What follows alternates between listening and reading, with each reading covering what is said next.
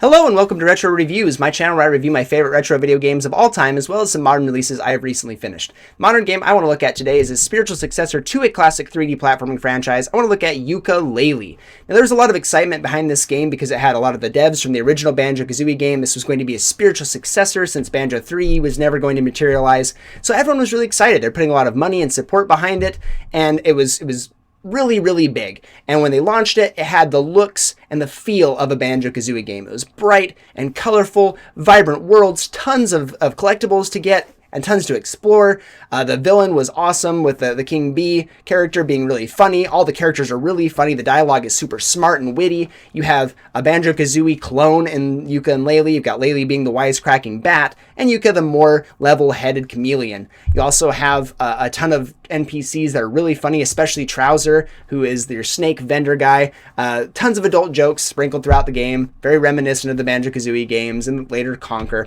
It's everything you would want the team to do with this game. Now, like I mentioned before, there are tons of beautiful, colorful worlds to explore. You do that by getting power-ups as you go along, and as you get more power-ups, you can go back and unlock things that you haven't been able to access before. Very 3D platformer, Metroidvania style of gameplay. And it works especially well. As you get these new abilities, you'll utilize them to access new areas in your different worlds. It's very fun to re-explore these worlds and find things that you weren't able to do earlier. You'll have things like the buddy slam, where you can slam into the ground after jumping up. You have like a spring where you coil up your tail and jump, kind of like Diddy Kong from Donkey Kong 64. You have like the ability to eat fruit and utilize like a breath weapon of sorts for a limited amount of time, fire and ice.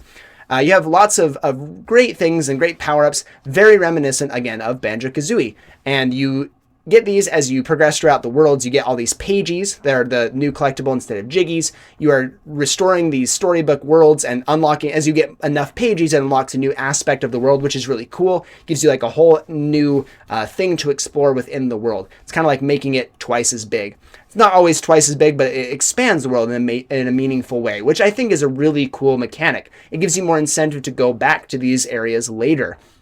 I really like what the devs did to make the story feel really nice as well. You've got the King Bee trying to do all these terrible things. You're just trying to restore the world back to where it was and stop him from controlling the world and overthrowing the kingdom here. It's really great. It's really smart. The writing is fun. It works really well. And this looks like a Banjo-Kazooie game in pretty much every sense of the word.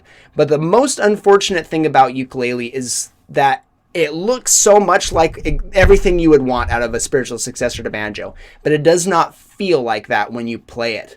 And I'll try my best to explain. I tried to get into words like just playing this out in my head, but it's hard to really explain what the problem is here. The best way I can explain it is that it doesn't feel very weighty. Nothing feels like it has any heft as you go throughout this world. When you're doing the roll, like spinning on top of Laylee, like Banjo does when he does his tuck and roll, when Banjo does it, it feels like there's some heft behind it, the actual like movement going on. With Yooka and Laylee, it feels like it's just like, I don't know what it is. No resistance. He just starts spinning and there's like super slippery on the surfaces.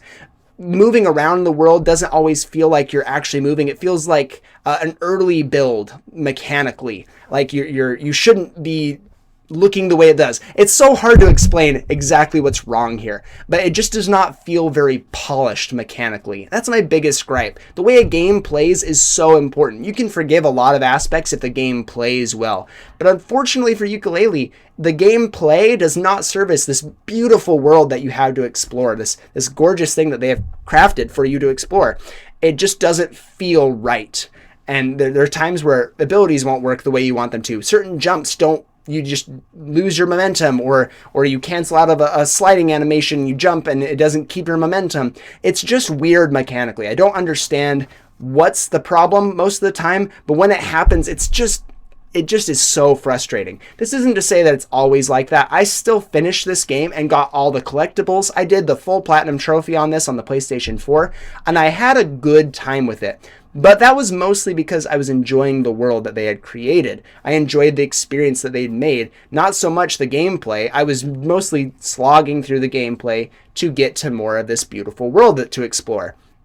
That's a shame, because if this game mechanically was polished and really well done, maybe another 6 months, another year in the oven, I feel like this really could have been something super special, a true return to form for the 3D platforming genre. This would have been momentous for collectathon enthusiasts and people that love Banjo-Kazooie especially, but instead it just didn't feel right. And I feel bad for the team because they worked their hardest. They probably had deadlines they needed to meet. They didn't want people waiting forever and thinking that it was a big scam, anything like that. I understand the time constraints. It just feels like if with some more polish, this could have been one of the greats. This could have been even like a platinum ranked game, because it would absolutely have felt just like you're playing Banjo-Kazooie just with a reskin now. But instead, mechanically, it really lets me down. There are so many times where it's fine and passable throughout the gameplay that you're doing, but then you'll get to a point where it just fails over and over when you're trying to do something that should be fairly simple, and it just doesn't work. And it's so frustrating. It takes you out of the experience and makes you want to stop playing. If it weren't for my love of 3D platformers and wanting to actually see what the full experience was, I probably would not have finished this game. Fortunately for the devs, they made something really beautiful and something that, again, aesthetically feels like the old 3D platformers back in the day. So I will give them a lot of credit for that, and that boosts my rating for them, because otherwise this game mechanically would be such a big letdown. I would not want to touch this ever again. But because they've crafted something beautiful, and because they were able to make a sequel later down the line that I'm going to talk about in a couple of days, I'm going to give them some slack and say that I did enjoy this experience. I had a good time. Mechanically, this game is like a 5 or a 6. It's okay, it's passable, it's not the best. World building wise, this is like an 8, a 9, maybe even close to a 10. Somewhere in that range. It varies from world to world, but man, they crafted something really beautiful here. So the whole package together, I'm going to give a silver rank. And I just wish that this had been more mechanically sound, a little more polished, more time in the oven would have get it up to that gold rank or even that platinum status. That's going to be Yooka-Laylee for me today. Let me know in the comments down below what you think of Yooka-Laylee if you've played it, and I'll see you on the next one.